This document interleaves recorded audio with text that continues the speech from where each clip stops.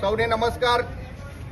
1 September 2025ના રોજ નામદાર supreme કોર્ટે જે જૂના 2010 પહેલાના શિક્ષકો માટે ટેટ પરીક્ષા પાસ કરવી એ ફરજિયાતનો જ્યારે નિર્ણય કર્યો છે, ત્યારે અમે ગુજરાતના પનોતા પુત્ર અને દેશના યશસ્વી વડાપ્રધાન, સફળ વડાપ્રધાન એવા નરેન્દ્રભાઈ મોદી સાહેબને એક આજે આવેદનપત્ર પહોંચાડીએ છીએ। માનનીય કલેક્ટર સાહેબની કચેરી ભરૂચ મુકામે આજે 450 થી 500 શિક્ષકો ભેગા થઈ અને કલેક્ટર સાહેબના માધ્યમથી આજે આદરણીય નરેન્દ્રભાઈ મોદી સાહેબને આજે એક આવેદનપત્ર પહોંચાડીએ છીએ કે સુપ્રીમ કોર્ટને અમારી એક વિનંતી છે કે ટેટ પરીક્ષામાંથી મુક્તિ આપે અને એના નિર્ણય માટે પુનઃ વિચારણા કરે। આ સિવાય શિક્ષકોને અઢળક બિન શૈક્ષણિક કામગીરી ના એ પોટલા હવે બિલકુલ ઉચકાતા નથી, ત્યારે આ શિક્ષકોને બિન શૈક્ષણિક કામગીરીમાંથી સંપૂર્ણ મુક્તિ આપે।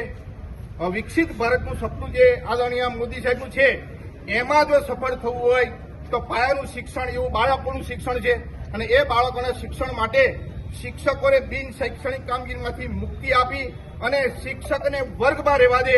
બાલ દેવો ભવ, વર્ગ એ જ સ્વર્ગ એવી નીતિ સાથે આપણે આગળ વધવાનું છે। બિન શૈક્ષણિક કામગીરીનો અમે સખત વિરોધ કરીએ છીએ।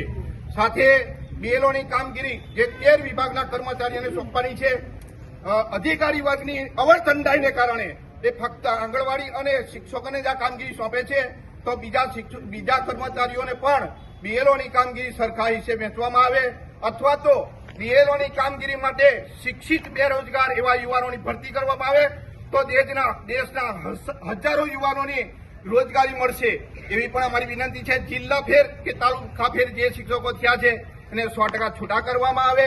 સાથે જે શિક્ષકોએ પોતાના જિલ્લામાં જગ્યા ન હતી એટલા માટે બીજા નજીકના જિલ્લામાં જગ્યા માંગી છે, એવા જિલ્લા ફેરવાળા શિક્ષકોને વધુ એકવાર જિલ્લા ફેરબદલીની તક આપવામાં આવે।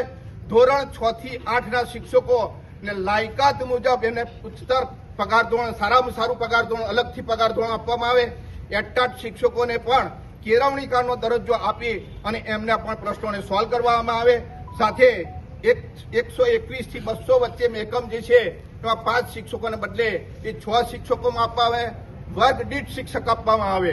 સાથે 1 થી 5 ધોરણની નાના બાળકોની શાળાઓએ કંઈ ગુનો નથી કર્યો એ બાળકો માટે કોમ્પ્યુટર લેબ અને કોમ્પ્યુટર ઓપરેટર આપવામાં આવે।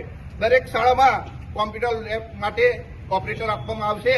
તો ઓનલાઈન કામગીરી જે અમારા માથાના દુખાવા સમાન છે, ઓનલાઈન કામગીરી પણ બંધ થવી જોઈએ અને એના માટે કોમ્પ્યુટર ઓપરેટર પણ આપવામાં આવે એવી વિનંતી છે। મધ્યાહન ભોજન માટે આજ સાહેબોની કચેરી જ્યારે હાજરી નથી થતી ત્યારે શિક્ષકોને ફોન કરીને ધમકાવે છે। તેમને ખુલ્લી ચેલેન્જ આપું છું કે તમે ક્યારેય અનાજના જથ્થા માટે તળી બોલાવી છે?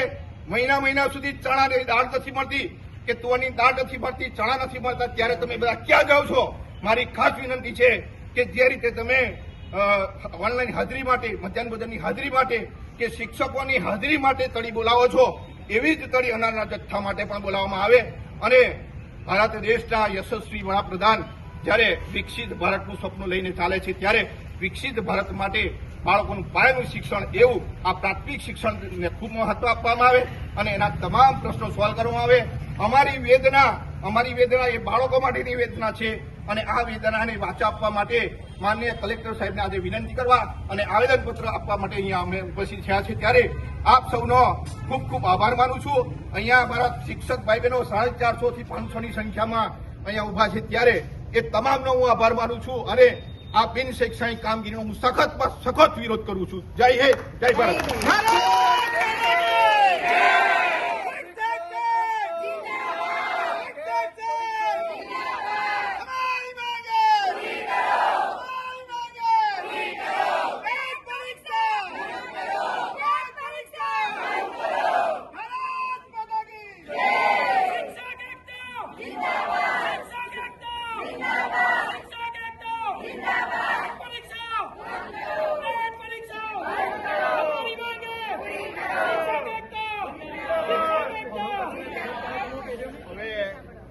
એક મહત્વનો મુદ્દો છે કે નામદાર સરકાર શ્રી તરફથી આ વિડીયો લીધું, ફરીથી લીધું।